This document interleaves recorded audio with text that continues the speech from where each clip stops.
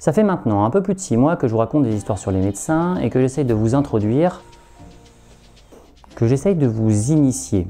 C'est ça, que j'essaye de vous initier à la médecine et à ses petits secrets. Et comme je vous le dis régulièrement, la médecine c'était pendant très longtemps de l'observation. Alors du corps humain, mais également de ce qui y rentre et de ce qui en sort. Alors je vais dissiper le malaise tout de suite. Aujourd'hui, je vais parler des matières fécales, des excréments, des déjections, du brin. Bref, du caca. Et mon rôle aujourd'hui, ça va être de vous montrer qu'on peut en parler de manière sérieuse et, si possible, intéressante.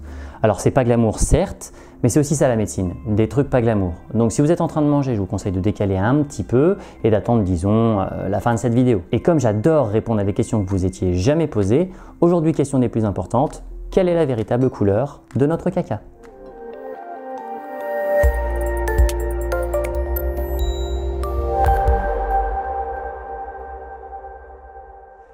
Afin de bien comprendre son fonctionnement, les médecins ont examiné le corps humain sous à peu près toutes les coutures. Ils se sont donc intéressés à tout ce qui y rentre et à tout ce qui en sort. Les excréments n'ont évidemment pas échappé à leur curiosité. Forme, composition, consistance, couleur, tout y est à peu près passé. Tout d'abord, qu'est-ce que le caca? C'est l'une des formes choisies par l'organisme pour éliminer ses déchets. Alors on y trouve des déchets liés à l'alimentation, mais pas que. Et si maintenant on s'intéresse à sa composition, on va retrouver qu'à 75%, il est composé d'eau. Sur les 25% restants, on va trouver un tiers de résidus alimentaires du groupe alimentaire qu'on appelle les fibres. Les fibres, c'est un composé végétal, c'est ce qu'on appelle la cellulose et qu'on trouve dans les légumes ou le papier par exemple. Et comme on n'est pas du tout équipé pour la digérer, on n'est pas des ruminants, on est obligé de l'éliminer. Donc ça sert de lest pour le transit, c'est très utile, mais on les absorbe absolument pas. Le deuxième tiers va être composé exclusivement de bactéries mortes qui vivaient dans le tube digestif. Et le troisième tiers va être composé de manière assez diverse, avec du gras, des protéines, des minéraux, des cellules mortes et tout un tas de trucs. Prêt pour le premier retournement de situation? Aucun de ces éléments n'est responsable de la coloration de notre caca. La couleur brune de nos selles vient d'ailleurs. Je pense que j'apprends rien à personne en disant que dans le sang, il y a des globules rouges. Et que ces globules rouges sont des petites cellules sans noyau dont le but est de transporter l'oxygène à travers l'organisme. Pour transporter l'oxygène, les globules rouges ont besoin d'hémoglobine.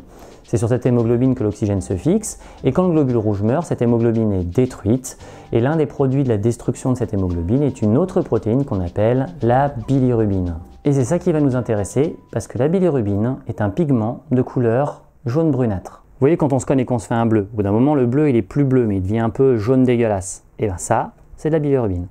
Alors il y a juste un problème, c'est que la bilirubine à l'état normal, qu'on appelle libre, est toxique pour le corps humain. Il va donc falloir l'éliminer. Donc c'est le foie qui va la récupérer, qui va lui faire subir une transformation chimique qui va la rendre non toxique. Ça reste le même pigment, mais juste plus toxique. En fait, les cellules du foie vont associer la bilirubine libre à une autre molécule qu'on appelle l'acide glucuronique. Ça s'appelle une conjugaison. Et ça a pour but de transformer de la bilirubine libre toxique en bilirubine conjuguée non toxique. Et une fois devenue de la gentille bilirubine conjuguée, elle va être éliminée de l'organisme par la bile et rejoindre le tube digestif. Et ce qu'il faut bien comprendre, c'est qu'à partir de maintenant, même s'il est transformé, ça restera toujours le même pigment. Il sera plus toxique, mais ça restera toujours le même pigment. Et c'est pas fini, effectivement. Arrivé dans le côlon, ou gros intestin, les bactéries qui s'y trouvent vont transformer une nouvelle fois la bilirubine conjuguée. Elle va devenir du stercobilinogène, et ce stercobilinogène, une fois oxydé, va donner de la stercobiline. Et c'est cette stercobiline qui va être éliminée comme forme finale de la bilirubine dans les selles. Et c'est donc cette stercobiline, pigment jaune-brun issu de la dégradation de l'hémoglobine et éliminé dans les selles, qui est responsable de la coloration brune de notre caca. Voilà.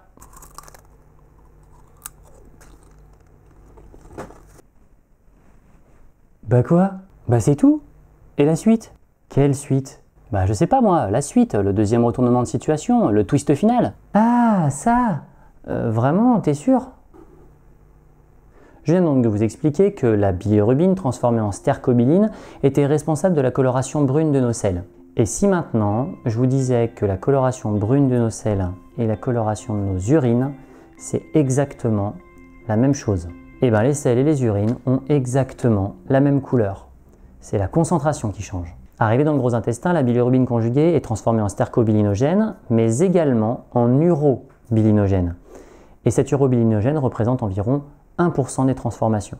Ah, les joies du langage médical. Sterco de stercobilinogène fait référence aux selles, alors que uro de urobilinogène fait référence à l'urine. Cet urobilinogène va repasser dans la circulation sanguine parce qu'il va être réabsorbé par le gros intestin. Dans la circulation sanguine, l'urobilinogène va devenir de l'urobiline et c'est cette urobiline qui va être éliminée par le rein et qui va donner la couleur jaune à nos urines. Donc voilà d'où vient d'un côté la couleur brune de nos selles et de l'autre la couleur jaune de nos urines. C'est exactement la même chose à des concentrations différentes. Une seconde, ça répond toujours pas à la question du jour, quelle est la véritable couleur de notre caca? Et ça explique toujours pas pourquoi tu as mis sur Facebook une photo de poussin, de bière et de mastic. Ah, bah puisque tu poses la question, attends. Tu veux dire que depuis le début de cet épisode, tu parles d'un truc qui ne répond pas à la question que tu as posée, juste pour pouvoir parler d'un sujet qui t'amuse, tout ça en faisant un teasing éhonté sur Facebook dans l'espoir que je te pose la question sur ces 3 photos, dans une parodie grotesque de Karim Debache et de Kamel Debiche? Non. Continue. Maintenant que vous savez d'où vient la coloration de nos urines et de nos selles, on va essayer de déterminer quelle est la véritable couleur de nos selles sans bilirubine. Et ça, c'est exactement ce qui s'observe en cas d'obstacle à l'écoulement de la bile et donc de la bilirubine. Si quelque chose vient boucher le canal qui part du foie et qui conduit la bile jusqu'au tube digestif, un calcul de la vésicule biliaire ou une tumeur de la région par exemple, la bilirubine va stagner et va finir par repasser dans la circulation sanguine, ce qui va avoir plusieurs conséquences. La première et la plus évidente, ça va être un excès de bilirubine dans le sang et dans les tissus. Comme la bilirubine est déjà transformée, elle n'est pas toxique, mais ça va avoir quand même une manifestation. Les patients vont être jaunes. Peau, muqueuse, blanc des yeux, ils vont être vraiment jaunes. Et ça en médecine, ça s'appelle un ictère. Et devant un ictère, il arrive fréquemment que les médecins disent que les patients sont jaunes poussins ou jaunes coins. Alors ensuite, on a vu que la bilirubine pouvait être éliminée par le rein, alors sous forme d'urobiline dans la plus grande majorité des cas, mais en cas d'excès de bilirubine conjuguée dans le sang, elle peut être également éliminée par le rein, ce qui va avoir pour effet de foncer les urines. Les urines prennent alors une couleur très foncée, franchement brunâtre. C'est pour ça qu'on les compare à de la bière brune. On arrive donc à la réponse à la question du jour, quelle est la véritable couleur de notre caca? Les selles privées de bilirubine vont être complètement décolorées et vont perdre leur coloration brune normale. Elles vont donc prendre leur coloration par défaut, et cette coloration est complètement blanche. Les selles sont alors décolorées et elles sont souvent comparées à la couleur du mastic. Vous voyez donc que la couleur de notre caca, qui peut être un élément anodin, peut apprendre beaucoup de choses à votre médecin. Mais vous aussi, vous pouvez y faire attention. Donc petit message de santé publique, faites attention à la couleur de vos selles. Le brun est leur couleur normale. Des selles beiges signent un excès de graisse dans les selles, ce qui veut dire que soit vous avez fait un repas trop gras, auquel cas c'est pas grave, c'est une fois, soit parce que les graisses sont mal ou plus du tout absorbées, auquel cas ça dure dans le temps. Les selles de couleur verdâtre peuvent être observées en cas de diarrhée ou de consommation importante de légumes ou alors en cas de consommation de certains colorants alimentaires. Les deux suivantes sont des marqueurs de la présence de sang dans les selles. Alors soit les selles sont rouges, auquel cas c'est du sang non digéré, soit les selles sont noires et collantes comme du goudron, ça donne envie hein, auquel cas c'est du sang digéré. Et pour finir, des selles blanches décolorées comme du mastic sont donc le signe d'un obstacle à l'écoulement de la bile. Dans tous les cas, n'hésitez pas à en parler à votre médecin généraliste, ça permet de diagnostiquer tout un tas de maladies. Par contre, pour revenir aux ictères, il en existe beaucoup, mais alors beaucoup de causes, et elles doivent toutes faire consulter un médecin. Un obstacle à l'écoulement de la bile ne sont qu'une cause parmi tant d'autres responsables d'ictères. Une des autres causes, c'est par exemple la jaunisse ou hépatite A, mais je ne vais pas en parler parce que ça mériterait un épisode en entier.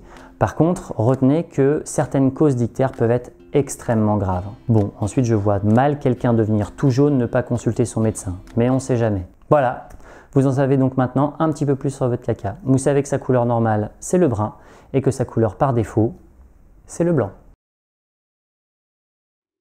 Cet épisode 8 de Primum Non Nocere est à présent terminé, donc comme d'habitude, si vous avez aimé, n'hésitez pas à liker, vous pouvez venir en discuter dans les commentaires juste en dessous. Vous pouvez vous abonner à la page Facebook sur laquelle j'essaye de distiller des petites informations sur les épisodes à venir, ou alors sur la chaîne YouTube, vous pouvez vous abonner afin de ne rater aucune des vidéos si ça vous a plu. Et bien sûr, le plus important, c'est de partager cette vidéo.